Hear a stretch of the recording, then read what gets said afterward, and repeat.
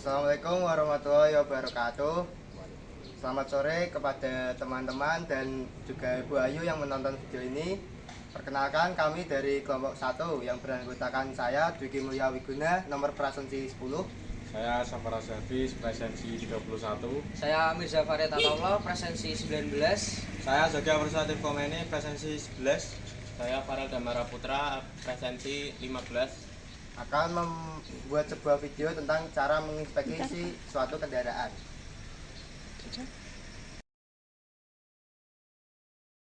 Pemeriksaan pertama kita yaitu kita akan memeriksa bodi kendaraan tersebut. Yang pertama itu apakah bodi mengalami kerusakan seperti lecet-lecet? Mana ya? Mana ora? Oh, tidak ada sepertinya. Terus yang kedua itu apakah bodi ini memiliki kelonggaran baut? Nah, sepertinya ini. Ini kayak gedor ini. Wah. Terus yang ketiga ada kerusakan lainnya seperti dikait ini. Terus ada pengelem, ada itu apa namanya? Plester juga, ada di plester juga ini. Jadi bodi ini agak memiliki kelonggaran ini. Ya namanya motor second, motor udah lama. Pada pemeriksaan kedua kita hari ini, saya akan memeriksa shock breaker bagian belakang dengan cara dihentakkan ke bawah. Apakah naiknya halus atau kasar? Kemudian saya akan memeriksa shock breaker bagian depan. Pertama kita naik ke motornya, lalu dihentakkan ke bawah. Apakah naiknya halus atau tidak?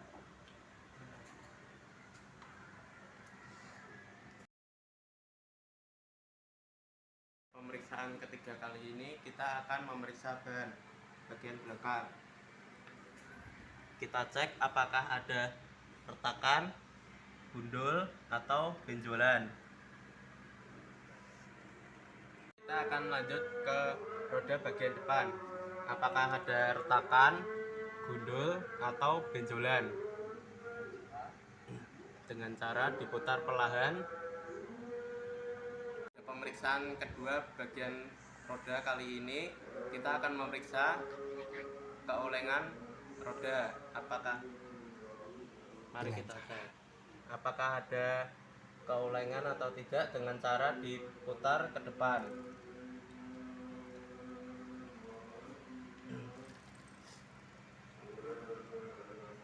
Apakah ada getaran kanan ke kiri atau tidak sama sekali. Kita akan memeriksa keolengan roda bagian depan dengan cara diputar kencang dan dilihat apakah ada keolengannya atau tidak. Kemudian kita akan memeriksa kekencangan baut roda bagian depan dengan kunci pas ukuran 14. 14. Ukuran 14. Kita akan cek apakah bautnya kencang atau tidak.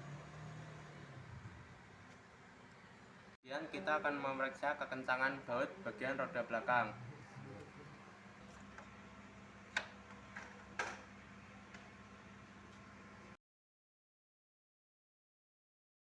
Pada pemeriksaan keempat, kita akan memeriksa bagian pengereman. Yang pertama kita memeriksa kampas rem bagian depan menggunakan kunci T ukuran 8 dan obeng bagian minus. Nah, ini adalah kampas rem bagian depan yang telah kita copot tadi. Nah, untuk pengecekannya kita cek pada ketebalannya. Lalu kita cek apakah ada keretakan pada kampas rem tersebut. Nah, selanjutnya kita cek kampas rem bagian belakang. Untuk mengeceknya kita cukup visual saja karena di sini kita bisa lihat langsung kampas rem tersebut masih tebal atau sudah tipis. Nah, selanjutnya kita mengecek kebocoran di selang master rem. Cara mengeceknya adalah kita tekan tuasnya, lalu kita cek apakah ada kebocoran pada selang master remnya. Biasanya ketika bocor akan keluar oli. Untuk cara mengecek kebocoran pada selang master rem belakang, kita tekan rem kakinya, lalu kita cek apakah di sini ada kebocoran atau tidak.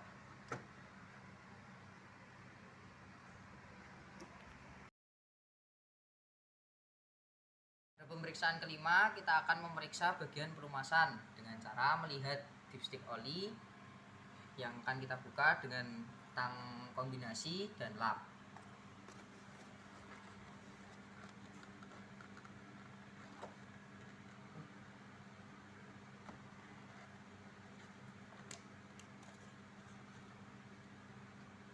Setelah kita buka, kita bersihkan terlebih dahulu dipsticknya. Setelah bersih, kita akan melihat pada setelah bersih kita akan masukkan lagi, lalu melihat pada penanda titik untuk menentukan oli tersebut full atau tidak. Jika tidak sampai ke penanda titik, maka oli tersebut pada kendaraan sudah berkurang.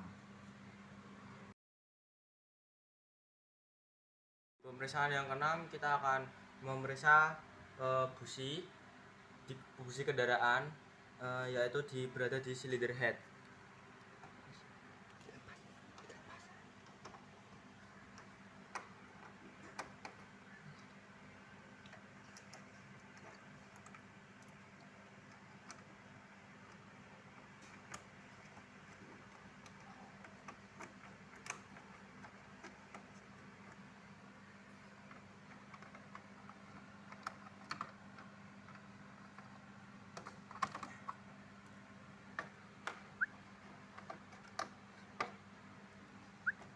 Busi terdapat di bagian cylinder head, bagian ini, bagian samping kanan pada kendaraan.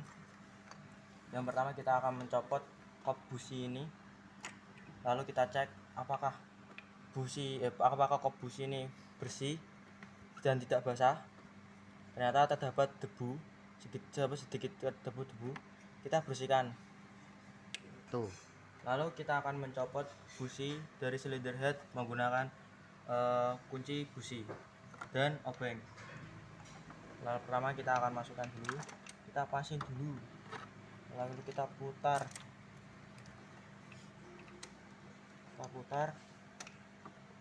ke arah kiri atau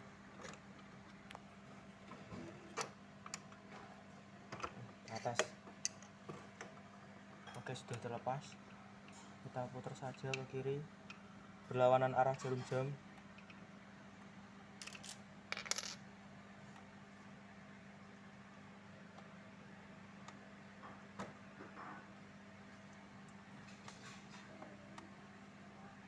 Agak lama. Santai. Ya, kita akan memeriksa keausan busi ini apakah masih bagus atau haus. Ternyata masih bagus. Kita akan memeriksa busi bunga api busi melalui kop busi. Starter wis. Oke sik to, Bos.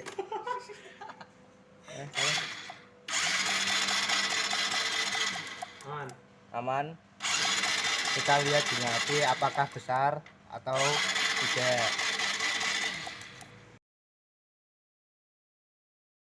Yang ketujuh, kita akan memeriksa pada sistem kelistrikan.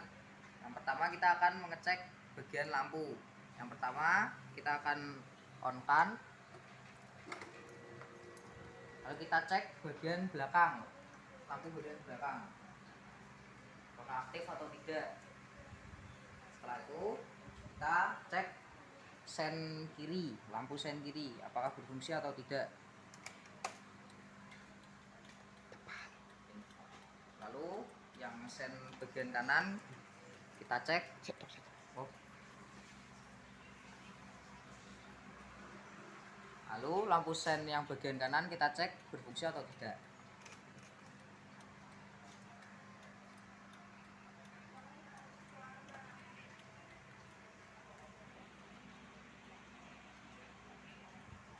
Setelah itu kita nyalakan mesinnya, lalu cek lampu jauh dan lampu dekat. Pertama lampu dekat, dan yang kedua yaitu lampu jauh. Nah, karena lampu jauhnya mati berarti sudah langsung salah ngomong aku. Terus transmisi indikator transmisi bener, langsung mbok gas titik gigi. Kemudian indikator Wes langsung ganti.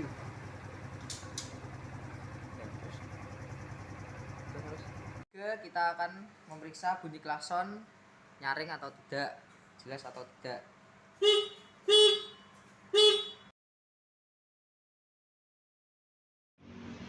Selanjutnya pemeriksaan ke-8 kita akan memeriksa transmisi pada kendaraan bermotor.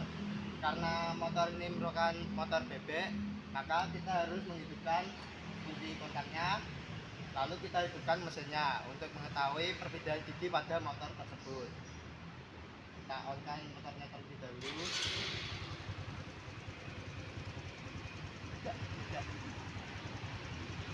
Kondisi gigi masih pada kondisi netral.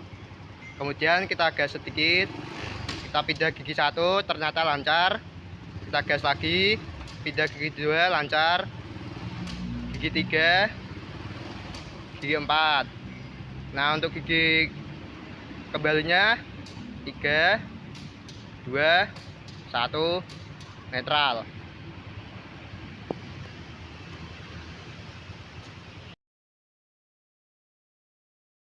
Pada pemeriksaan ke-9 atau terakhir adalah pemeriksaan pada mesin kendaraan. Nah, yang pertama-tama kita nyalakan dulu mesin kendaraannya. Nah, setelah dinyalakan kita dengar apakah ada suara aneh dari mesin kendaraannya. Nah, selanjutnya adalah kita cek bagian lubang knalpotnya. Apakah di sini kering atau basah karena oli? Di sini kering.